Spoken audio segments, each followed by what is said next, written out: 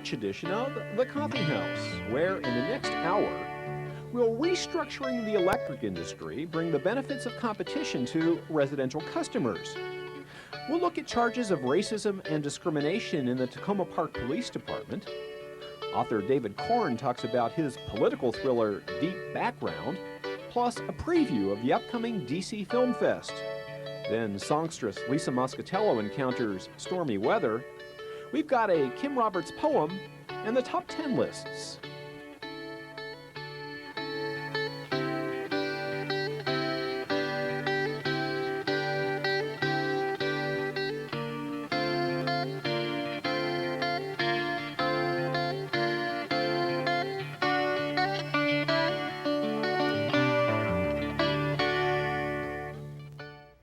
Hi, and welcome to the forum at the Coffee House. A show of hands, please. How many of you knew, let's be honest, that come July, Maryland will begin restructuring or deregulating of electric utilities to allow for competition? Your electric company, Pepco or BG&E, will still deliver the electrons, but you, the customer, will be free to shop around for the electricity that Pepco or BG&E delivers. Kind of like choosing your long-distance telephone carrier. Maybe you'll want the cheapest or perhaps the greenest. But as yet, only a small number of companies, like Enron of Houston, have indicated an interest in selling electricity in Maryland. Aware that the electric utility companies are one of the nation's last monopolies. We're all aware of that, right? So why is that? The present system has kept us in good stead for the last 100 years. We'd like to keep things as they have been. Trust us. At a time when I can send a fax from an airplane, electric utilities still believe in guys jumping over backyard fences to read a meter. Why?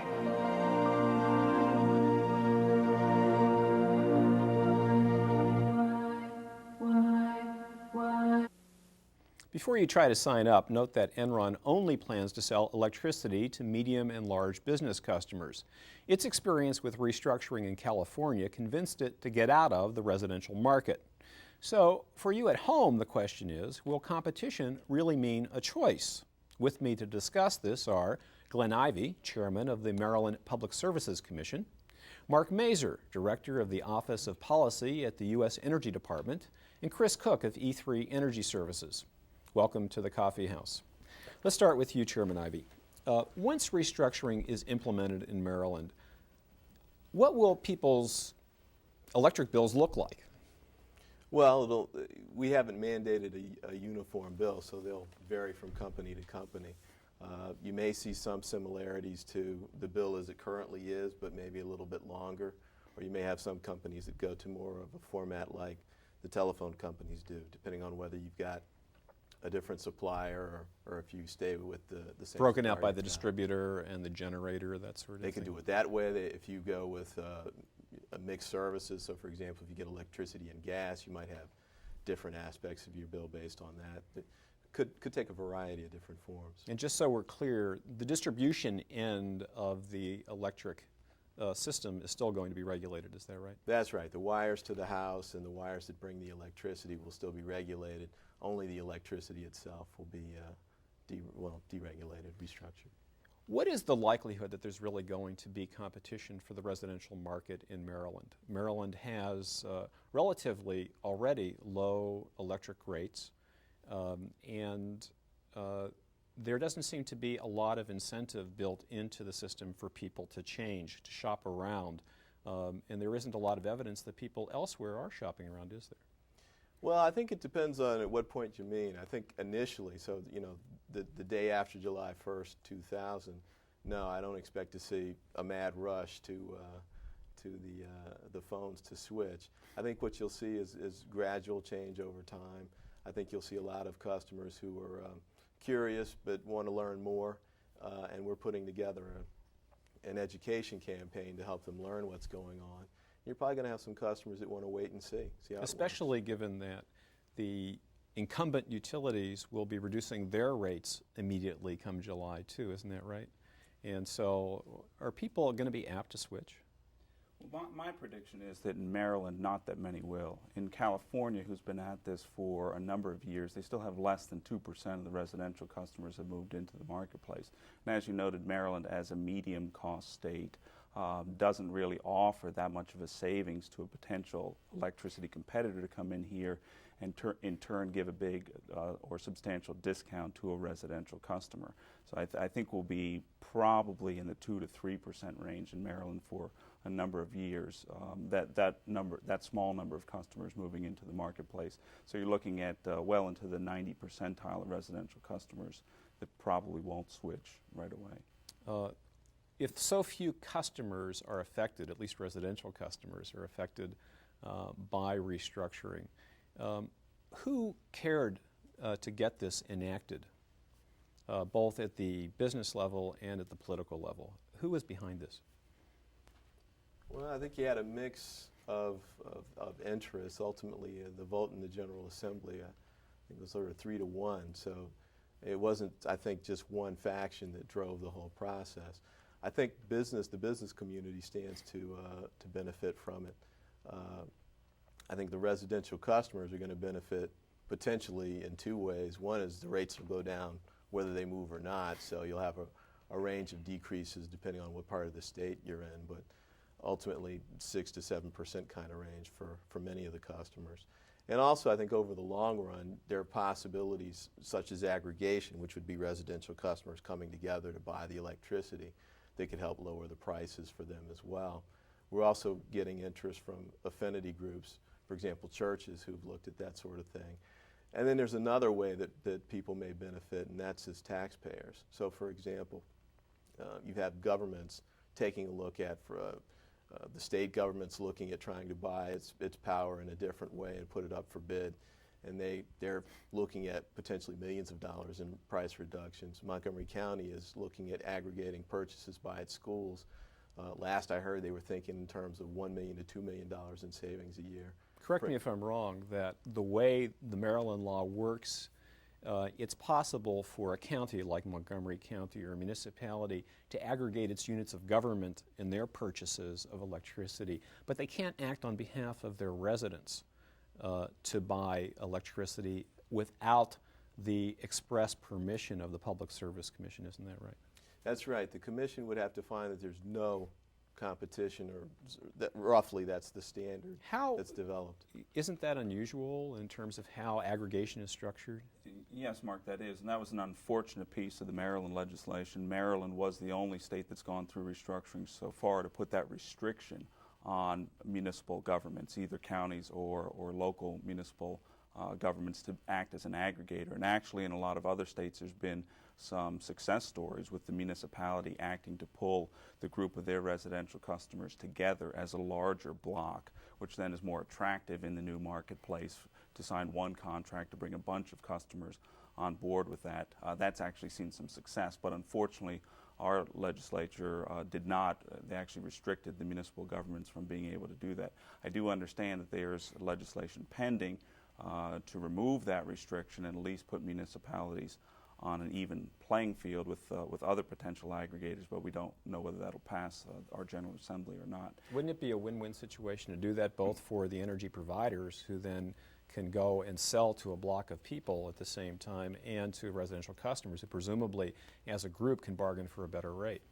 I think that's true, and that's borne out in Massachusetts. Massachusetts specifically allowed their municipalities to act as aggregators, and there a number of municipalities and counties in the Cape Cod area came together and went out with all their residential customers for one contract.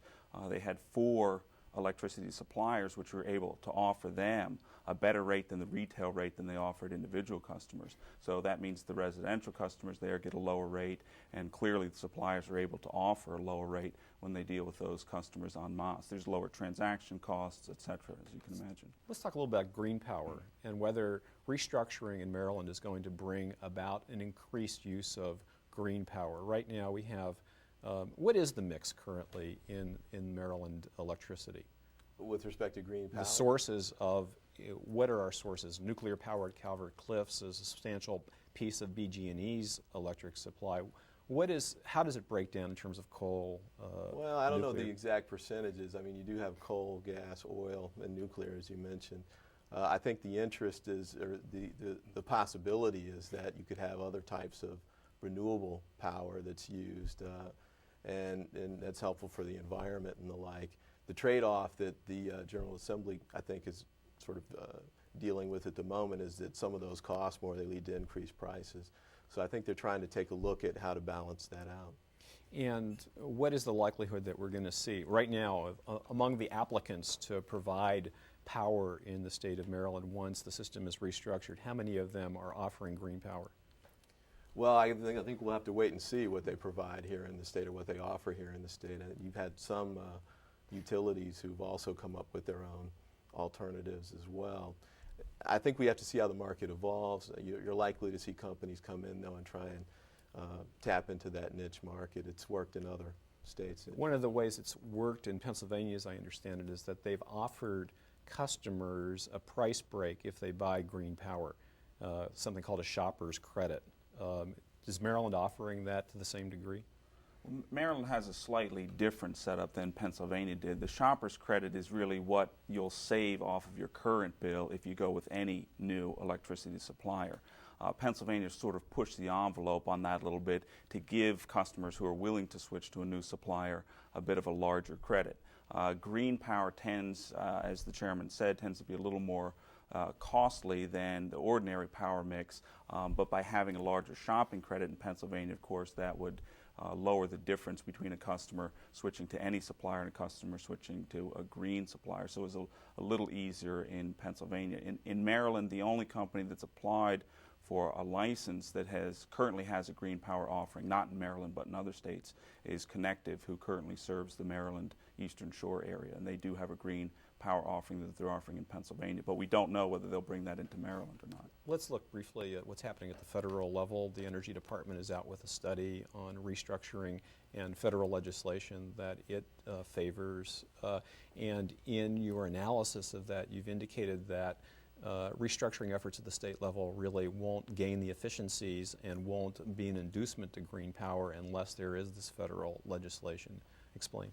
The Clinton administration put out a comprehensive electricity competition act that we believe would provide a framework for nationwide competition. You really can't have a system of 50 separate states having 50 separate rules and expect that to function very well.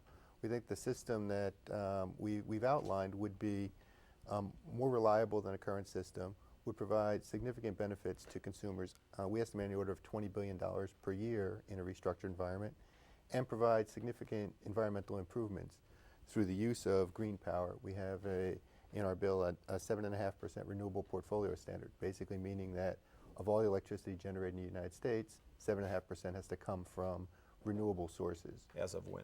As of 2010. So wind, solar, biomass would count as renewable. And this is to meet Kyoto Protocol standards? Or No, it's completely separate. It's separate from that. It's basically to provide support for technologies that are not quite commercially viable yet, but that have significant environmental benefits, both reducing local air pollution and also providing substantial greenhouse gas reductions as well. I hope it works. That's going to have to be the last word. Mark Mazur from the Department of Energy, Glenn Ivey, Maryland Public Service Commission, and Chris Cook from E3 Energy Services. Thanks for joining me in the coffee house. Still to come, David Korn talks about his political thriller Deep Background, a preview of the upcoming DC FilmFest, and songstress Lisa Moscatiello. But first, charges of discrimination and harassment on the Takoma Park Police Force.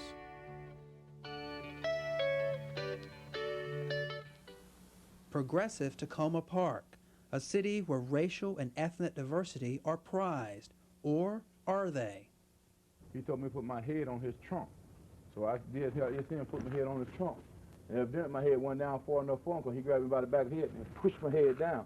When putting my head down on the trunk, I turned around and said, "Why'd you do that?" You had to do that. He hit me and called me a nigger at the same time. He said, "I'll kill your ass." And then he poked me in the side with his rod he had on his side. On the night of February 17th, 3 Takoma police officers responded to a 911 call from a woman at a Houston Avenue apartment saying, "I need help." Arthur Alexander, who resided at the apartment, says the police arrested him with no explanation.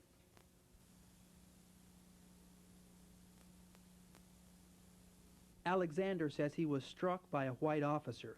He was treated at Washington Adventist Hospital, where a medical record indicates he sustained contusions to his face and right wrist. I still feel pain right here across my jaw, right here. This is a copy of the police report from the night of February 17th. The arresting officer wrote that Alexander refused to obey orders, that he yelled obscenities and pushed a cop onto the hood of the police car. Alexander denies all of this. He is but one of a number of minority citizens who have complained of abuse at the hands of white Takoma Park police officers. So many of these allegations that have come to light just recently, that officers have struck minorities while they were handcuffs, and in one case even kicked minorities who were laying on the ground. A week after his arrest, Arthur Alexander, who suffers from schizophrenia, said he was now afraid of the police and he rarely left his apartment. Having citizens put in jeopardy by the police is totally the opposite of what you want the police department for. And as we're trying to move into community-oriented policing, it's the exact worst thing that could happen. Some sworn officers say they too have witnessed abuse of minorities by white police. In January 1999, Detective Tyrone Collington says he and 5 other cops responded to a resident's call about a suspicious empty baby stroller near this bridge at Sligo Creek Parkway and New Hampshire Avenue. The officers found 3 homeless people, 2 Hispanic men and a white woman, sleeping under this bridge. Collington, who is African American, says a white sergeant dumped the people's food, mattresses, and other belongings into the creek and assaulted one of the men. A rookie at the time, Collington says he was so horrified by this that he considered turning in his badge that night. He maintains that the sergeant acted alone. The department ultimately disciplined 3 of the officers on the scene, including 2 black cops. These reports come at a sensitive time. Minority cops say there's a double standard in the department. Frank Webb joined the force 3 years ago. Of course, there's a pattern of discrimination. It's obvious. Like I said, certain officers get away with certain things, and then if another officer does the same thing, he'll be severely punished for it. Webb cites one case in particular. A white officer drove a police car to the station to report for duty. He allegedly was under the influence of alcohol at the time. A supervisor had the vehicle seized and the errant officer driven home. The officer reportedly refused to take a breathalyzer test. Some minority cops contend the incident was not thoroughly investigated. And they say Police Chief Tom Anderson admitted the department had dropped the ball in not strongly disciplining the white officer. Making matters worse, minority cops say they have repeatedly been subjected to racial slurs by white members of the command staff. 10-year veteran Baxter Rich says he was shocked at what he heard passed from the lips of a white sergeant. He picked something off the ground and he said, "Look," and he said, "A lug a nigger nut." And myself and the officer looked at each other to say, is this guy crazy? Or, you know, did we hear what we thought we heard? And of course we knew what we heard.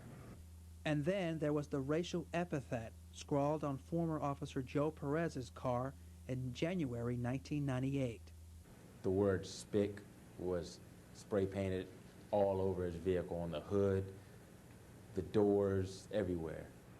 Perez, who represents the Hispanic National Law Enforcement Association, says he believes a fellow officer was behind the attack, someone he had filed a complaint against.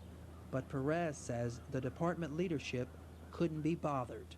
They didn't take the incident serious enough. You had detectives laughing at the vehicle, you know. You had the chief telling me that, "Oh, don't take this so serious, you know. It ain't as bad as it seems." But how did it make you feel when you saw that on your car? It was terrible. I mean, it was terrible. After that, you know, I had no ambition to be with the department any longer. An investigation did not conclusively determine who was responsible for the spray painting incident. But Perez is far from alone in feeling the department is insensitive to and discriminates against minority officers. At least 10 current and former cops have filed complaints with the Federal Equal Employment Opportunity Commission, or the U.S. Department of Justice. Takoma Park Mayor Kathy Porter says she is concerned about the allegations. We only became aware very recently that there were a number of complaints or concerns. I was not aware of any widespread pattern prior to that time. And the mayor went to bat for the chief, saying he is concerned about the well-being of all police in the department. In the instances that I'm aware of, he has tried to be very open-minded. He's tried to be very fair, and obviously if something to the contrary came to our attention, you know, we would follow up on it. But as far as I know, all my experience with him has been that he's very fair and even-handed. Allegations of discrimination surfaced long before Chief Anderson came to Takoma Park. This is a summary of a 1994 cultural audit of Takoma Park employees, including the police department. It was a study done of the city government and expressed concern that there were minority discrimination at that time, and specific recommendations were made. I know that they have done some sensitivity training in the police department, but I think that there are some more basic changes evidently that need to be made. But apparently, some of the key recommendations in the cultural audit were never implemented. And it's not just a question of insensitivity. Some minority police say they were passed over for choice assignments and promotions. Former Takoma cop Joe Perez says that's what happened to him in 1997. He charges that department leaders failed to follow their own stated criteria and selected a less qualified white woman over him. At the time, I had won numerous awards: Officer of the Year, Rookie of the Year, Mothers Against Drunk Driving Awards several years in a row. I received several commendations. I had an outstanding evaluation record. Morale in the department is said to be on the floor. At least 10 officers on the 41-member force are reportedly looking for jobs elsewhere. The EEOC and Justice Department are investigating allegations of racism and discrimination. The police department released a statement that it, quote, considers such charges to be serious issues and is cooperating fully. The coffee house made repeated requests to interview Chief Anderson directly, which were not responded to. For the coffee house, I'm Ross Adams.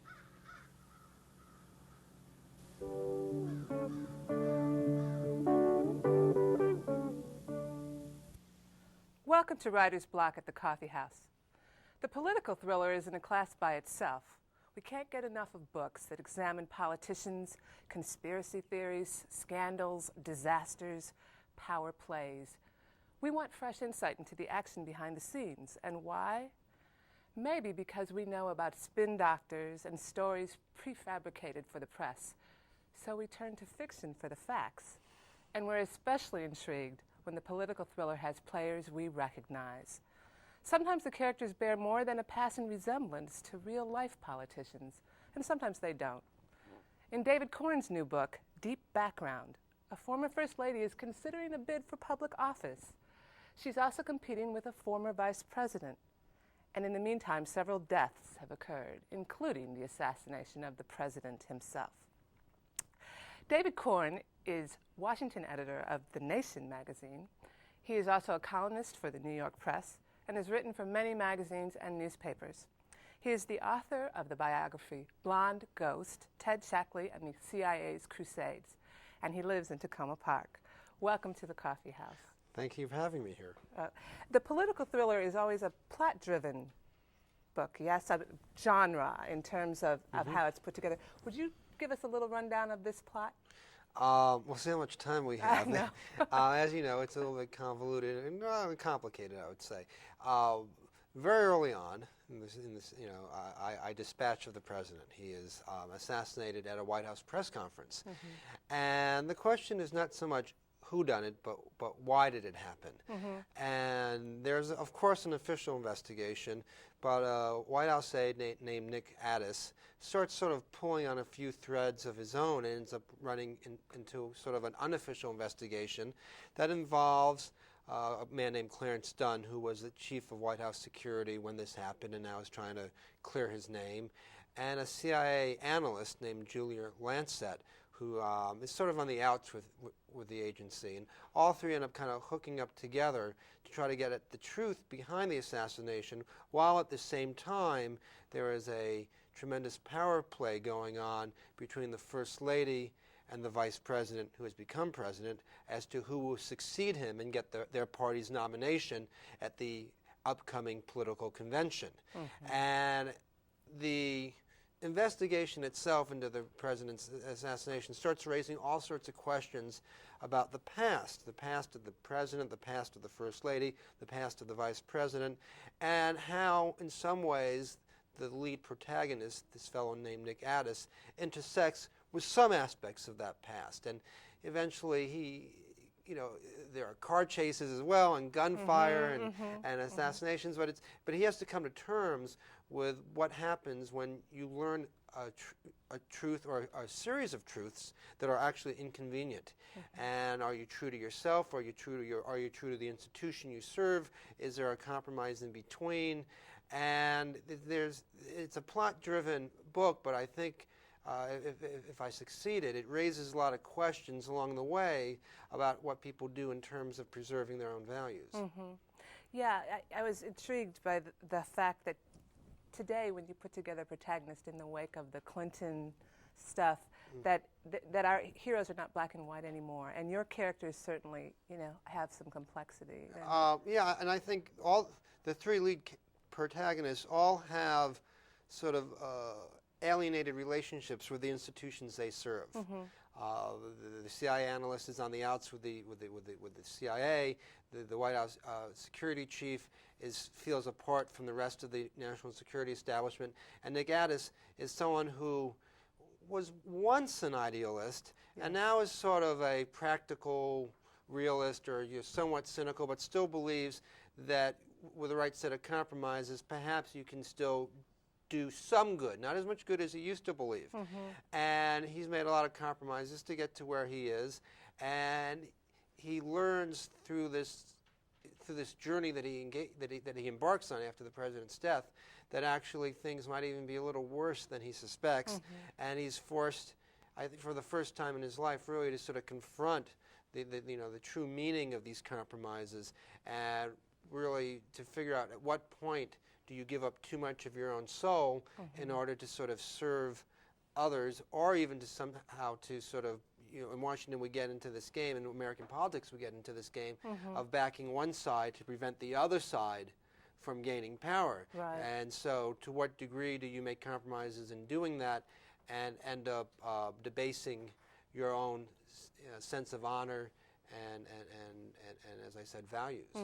Well, and all of your characters seem to pay a certain price for, where they've gotten. I know the First Lady's son has had this terrible accident and is handicapped, and then now her husband is dead, and but there's a long story behind all that. Think of the Clintons meet the Kennedys. Yeah, well, yeah. I mean, was that hard for you? I mean, in terms of putting together, with Clinton in mind, these characters? Well, I tell people this is not a roman à clef in the way Primary Colors was by Joe Klein, also known as Anonymous. But the book was certainly inspired by characters in the Clinton era, and more and more importantly, dilemmas of the Clinton. People look at Nick Addis and they may see George Stephanopoulos, the First Lady, is ambitious and wants to run for her own office. And indeed, I finished this book, the manuscript, by December of '97, which was long before anyone talked about Hillary Clinton running for president. Running not for president, but for Senate in New York State. And people will find similarities like that. The president who is assassinated is someone who used to be kind of a liberal crusader and now is more of a centrist compromiser who's governor of Louisiana.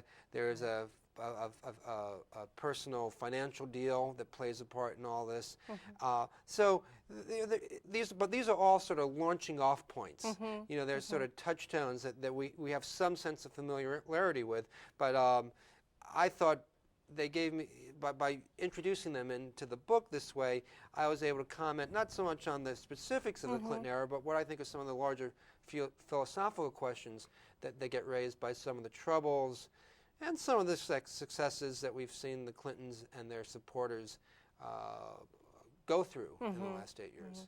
Well, you have Nick Addis say something about secrets, that he once upon a time didn't believe in conspiracy theories. Or that he did, actually. This is sort of, you know, people have asked me, you know, the Nick Addis character is really you. You know, isn't that who it is? And I say, well, no. I mean, there may be one or two aspects of me in the lead character, but not. I don't see him as being a reflection of me. But one thing I definitely put in, and I'll confess to this, is that when I was growing up, when I was in the 70s, a Watergate baby, I believed in all the conspiracy theories, the JFK conspiracy theories, the Robert Kennedy, the Martin Luther King, and anything you could throw a conspiracy theory with. I read all of Howard Cohn's stories in Rolling Stone magazine that were actually very good, very going to deep politics, and really came to believe that there was a whole other world, deep nether covert world behind what we see in terms of politics. And as I got older, and after doing a book on the CIA, which came out a few years ago, and spending time interviewing over 100 CIA officers, I came to believe that actually life isn't as conspiratorial as some people may think, especially the national security establishment, because more importantly than anything else, these institutions, CIA, the NSA, the DIS, the NIS, all the alphabet, the DIA, they're more bureaucracies than they're not. They're more like the post office than they're not. I mean, they happen to do different things, but there's no way, in looking at the Kennedy case, and maybe we'll get mail if I mention this, but there's no way that the FBI, the CIA, Naval Intelligence, Navy doctors, Dallas Police Force, and everybody else could have been in on the same conspiracy to cover up the president's assassination, because they all hate each other. And they don't communicate. Yeah, they don't with each communicate. other. They're not competent enough to do this. And while indeed there are conspiracies, as we saw with Iran-Contra, which was actually a very small-knit conspiracy when you think of it. That's right. I tend to believe that it's hard to sort of put together vast, secretive conspiracies. And so at one point in the book, I have Nick Addis kind of mulling this subject over and more or less expressing my views, but in some ways it's a bit of a goof-off, because indeed there is, I wouldn't call it a vast, but there's a sort of a semi-large size conspiracy or set of coincidences that does come to play later. But it was kind of fun to sort of play with that. Well, and we're just about out of time, but that's so interesting too, your position as editor of The Nation and using your information for this. I'm sorry, we're going to have to shut down, but thanks to author David Korn for joining me in the coffee house. Again, his new novel is Deep Background. I'm Lisa Page, and this has been Writer's Block.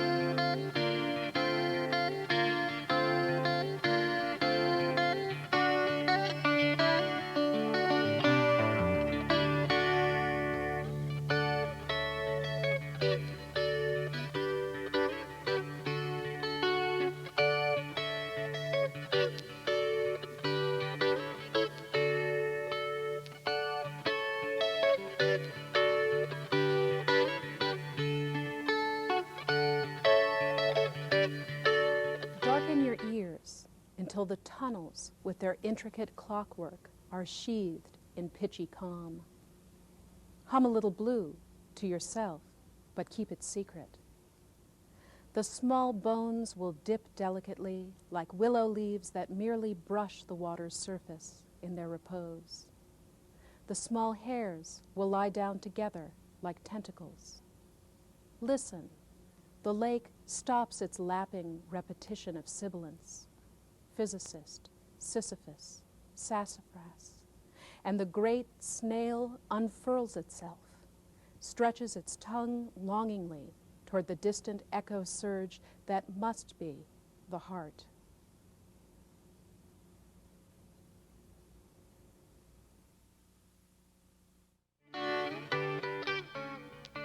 Still ahead, songstress Lisa Moscatiello in the upcoming DC FilmFest.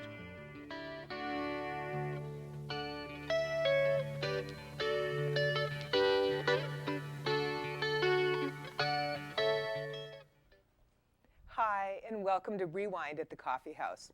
We're putting the spotlight this month on the DC International Film Festival, now in its 14th season. Each spring, FilmFest DC brings dozens of films from around the world to theaters throughout the district. Today we'll be finding out what's new this year with the festival's assistant director, Shirin Ghareeb. Welcome to the Coffee House, Shirin. Thank you. It's nice to be here. Shirin, you just got one of the best jobs. Tell me. It's fun. Long hours, but it's a lot of fun. Well, long hours especially right about now. Long hours, weekends, day and night. It's intense, but it's a lot of fun, as you say. Well, congratulations on the festival's launch this year. Thank you. You've got some films I really cannot wait to see, and some films that I've really loved. Civilisé, which I think is a documentary, isn't it? It's not a documentary, but it is a Lebanese film made by a young Lebanese woman, and it is about the effects that the war has had on the Lebanese people. And it does it through a story concentrating on different, 3 or 4 different families and how the war has affected them. The other interesting thing about this film, it's very beautifully done. It's a comedy, it's a black comedy and tragedy at the same time. And the subject matter is something that is quite sensitive still in Lebanon because they don't like, those were unhappy years during the war. They don't like to be reminded of it. They don't like to read about it. They don't like to write about it. And as a result, the Lebanese authorities have censored about 50 minutes of this 100-minute film for one reason or another, language or, you know, the topics. And which version will we see? Well, we'll see the uncensored. All of them are uncensored.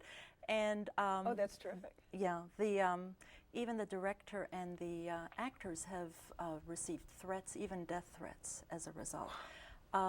It's going to be opening in Paris on April 12th, and we're going to be showing it just a few days afterwards. And the director will be with us in Washington. She'll come for the opening. And you often have directors coming in or people involved in the film coming in to speak during the films. Yes, we'll have about 65, 68 films during the film festival from all over the world. There'll be at least 25 to 35 countries that are represented, and we'll have about 35 directors come to Washington. And they will introduce their films. They'll do a question and answer with the audience. It's a nice event. And some of these films have quite a lot of international buzz already. A lot of them do. A lot of them are award winners around the world. A lot of them participate in film festivals around the world. Some of them are blockbusters in their own countries. Some of them are totally unknown. Well, Show Me Love is one that we've gotten quite a bit of buzz on already. Quite a bit, quite a bit. And teenage love story between these 2 girls from Sweden. It is definitely, that was one of the blockbusters out of Sweden. Can we take a look at a clip from that? Yeah. Let's take a look. Jag vill gå på rave. Och på rave? Då hos din mormor eller? Eller så kan vi råda en pensionär eller något. Du är ju sjuk i huvudet. Ni är så tråkiga! Du kan ju gå på Agnes fest istället, för det blir roligare. Vadå Agnes? Agnes, vi ska då ha fest. Strunta. Ska du inte det? Hatar henne. Allting är så tråkigt. Strunta bara. Jag hatar mitt liv. Agnes! ska sluta andas. Men du Agnes, vi kommer på festen!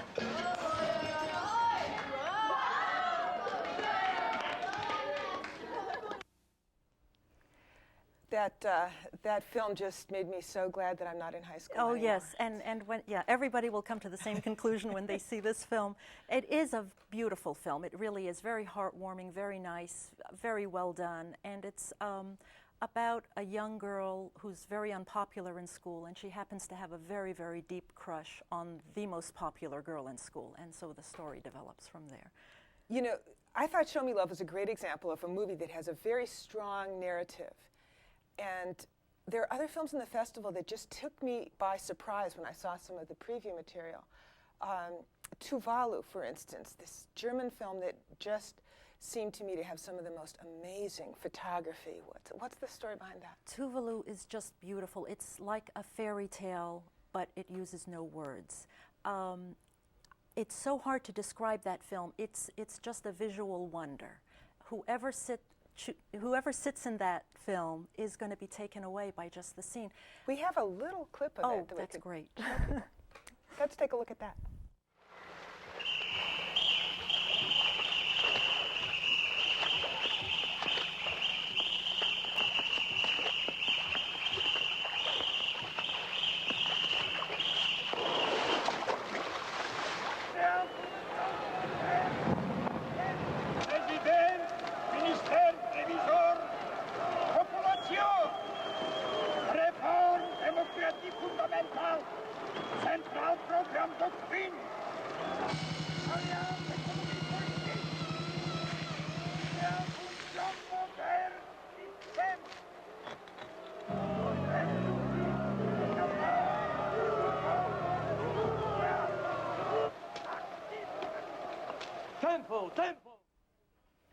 There's no dialogue in that film. The director scouted 10 countries before he found the location he wanted to use, which was in Sofia. And, in Bulgaria? Yes, and he recruited actors and actresses from 8 countries. The attention to detail is just beautiful, and it's definitely a film I'd recommend. It's extraordinary looking. How am I going, 68 films? Yes. How do I know which ones to pick? Well, I wish I could say that you should see them all. You're going to have to make a choice, but we're going to have a catalog that'll be distributed through the Washington Post on Friday, March 31st. It's a 20-page catalog that'll be near the weekend section. And we have a hotline number, which is 202-628-FILM. And we'll 628-FILM. Yeah. Okay, and I can do that. There will be operators ready to answer any questions, give recommendations, whatever. The catalog will have all the information as far as how to buy tickets, which will be at the theater or through tickets.com. Which theaters are going? We're going to use the Tenley Theater at 4200 Wisconsin Avenue, the Lowe's Cineplex Foundry in Georgetown. We're going to use the American Film Institute at the Kennedy Center. We're going to have our opening night gala at the General Cinemas in Mazur Gallery, the new cinemas there. And we're going to open with a British film, which is actually our country of focus this year. The opening film will be East is East, and that is a film that's won awards in over 30 countries. And that's a gala film? Or that's yes. The opening gala, as we say? Yeah. Okay. And then if you buy the ticket for the film, you get to go to the party? There's a huge party afterwards with dancing and champagne, and it's just going to be very, very festive. And East is East. Tell us a little bit about that. That is, as I said, it's a British film, but it's about a very traditional Pakistani man who's trying to bring his kids up in a British society. And the culture clash provides the backdrop for the comedy and the charm of this film. So it's sort of the new Britain. Yes, and also it's up for 5 Oscar awards, 5 nominations in the British Oscars, including Best Film. Wow. And I noticed that you have another Oscar nominee in your selection. For Best Documentary, a film called Genghis Blues. which is also a lovely film, another film I would highly recommend. And it's very unusual. It's about an American blues singer who is blind, who got taken by the tuba music, which is sort of an art form that comes from an area, a republic next to Mongolia and Siberia. It's throat singing, right? It's Central throat Asian singing. throat singing. That's right. And he just came across it while he was going through the airwaves, and he picked this up and was fascinated by it and taught himself and mastered tuba throat singing and became an expert, and to the point where he was invited to attend a concert, a contest that they have every other year in tuba, and he performed there. The first prize was a horse. Wow. So he went and he performed, and nobody could believe it because he was the only non-Tuvan to do throat singing. And he combines throat singing and blues. Before we wind this up, I want you to tell me about local talent in this festival. There are a couple of things. We have a film called Rats by local filmmaker James Felter, and it is a documentary, and it talks about one of the neighborhoods around DuPont Circle and the rat infestation in the alleyway behind Willard Street. And so you attend the film thinking you're going to see, you know, just rat infestation, but you get drawn in by the people that live on that street and the stories they have, and the interviews, the contact with the people, and the garbage collectors and the street people, and it's sort of all sorts. Life in the community. Yeah, yeah. And we also have a musical, film, Fugazi. Yes, on the No, I band got the title wrong. Fugazi. Instrument is It's the name of called the film. Instrument 10 Years with the band Fugazi, which is a local band, and it's made by documentarian Jem Cohen, and he literally spent 10 years making this film about Fugazi and how they've grown, and their concerts and interviews with fans, and their philosophy also, the band's philosophy. We're going to have to learn much more by looking at this catalog or calling 628 Film. So thanks so much to FilmFest's Shirin Ghareeb for joining me in the coffee house. FilmFest DC will be at various district theaters from April 5th through 16th. Good luck and good viewing. I'm Pat Aufderheide, and this has been Rewind.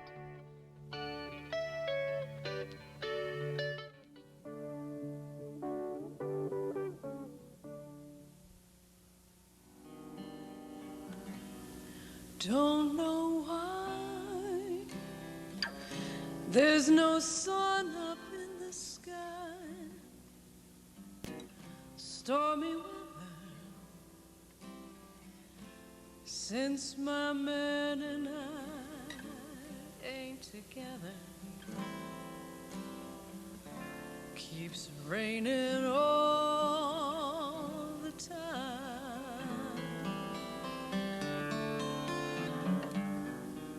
Life is bare, gloom and misery everywhere. Stormy weather, can't get my poor self together. I'm weary all the time.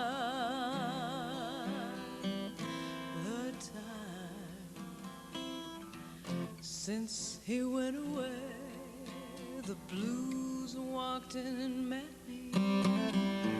If he stays away, old rocking chair will get me. All I do is pray that the Lord above will let me walk in the sun once more.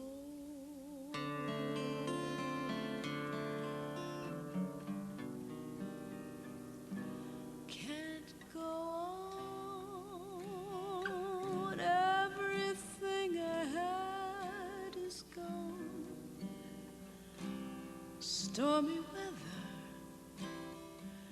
can't get my poor oneself together. I'm weary all the time.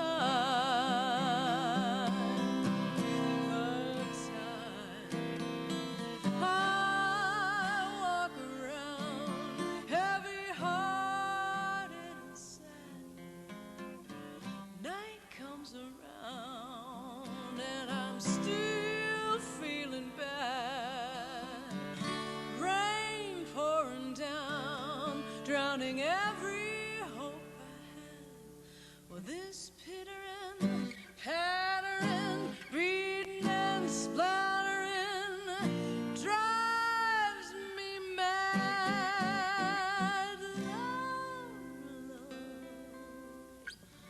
Love,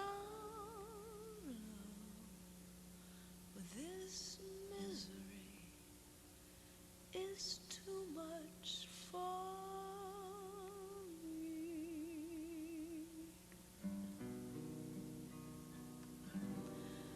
Can't go on. Everything I had is gone. Stormy weather, can't get my poor self together. I'm weary all the time. Keeps raining all the time.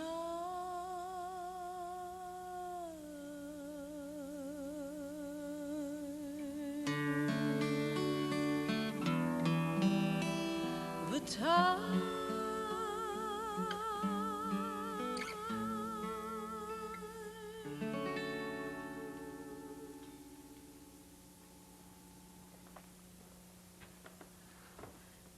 Wow. We'd like to welcome you, Lisa, to the musical tradition segment of Takoma Coffee House. Thanks, David. I almost forgot to get up out of my seat and come interview. I was caught up in that. You've blown my first question, though, which is some of your Celtic influences on your music. So when you can play in any style you want, what do you look to do? What styles you say influence your music? Oh, well, yeah, I do a lot of Irish music, and I like a lot of the country and bluegrass writing, but I also like standards, and you know, it's great. Yeah, it's good sound. Thanks. You have an album out, a CD out called "Innocent When You Dream." I love that recording. Oh, thank you. And one thing I've never asked you, which I'll ask you now, is how did you come up with the title? It's a great phrase. Oh, well, it's actually the name of one of the songs on the album. It's a Tom Waits song, and it was like, you know, people have, they're going to have a baby and they already know what it's going to be named. Well, I knew my album was going to be called "Innocent When You Dream." It's a good thing. And Tom Waits, now that's also a far cry from Celtic. Yeah, so maybe I should change some of my press materials or something. Really? Let me see. What do you think, if you were going to pick a super group to play with people in the Washington area? Name, say, 4 musicians that you'd like to work with. I'm already working with them. Okay. Dave Chappell, right. Rico Petrocelli, Fred Leader, Sue Richards. And they'll be on your new recording? They're all on my recording. It was a loaded question. Yeah, well. Well, let's see. Can you play something from that? Yeah, I'll do something, and this is a song that I wrote. What's it called? It's called "Bed by the Window." Bed by the Window. Yeah. Should we ask, well, of course, it's obvious, right? Yeah, it's going to be in the song. Okay. Thanks. Thanks, Dave.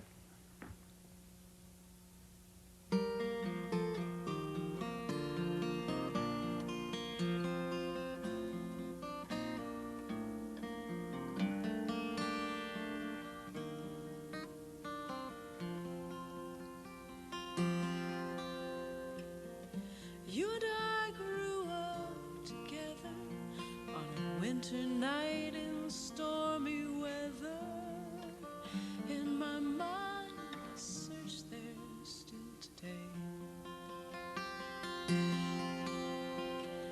The streets outside were soft with snow, voices breaking up on the radio.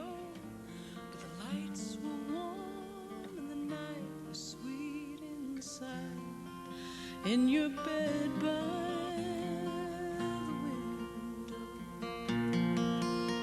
I thought you were my dark-eyed sailor, come back from a foreign land, holding the sea and the stars in the palm of your hand. But you were only running then. I guess I didn't understand, but gave you everything instead and fell with the snow beneath your window.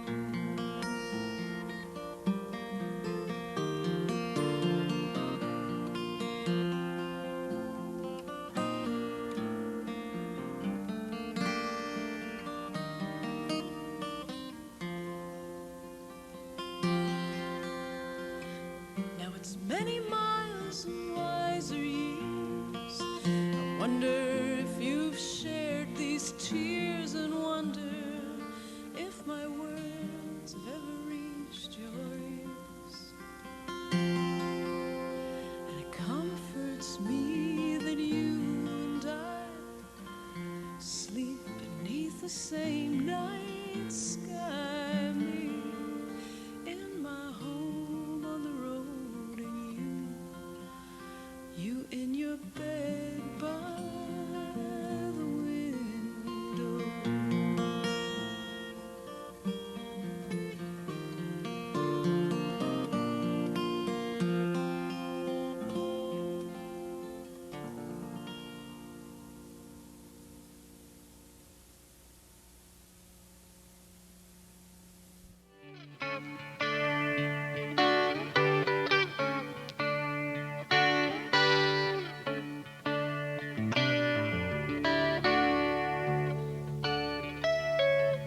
That's it for the March edition.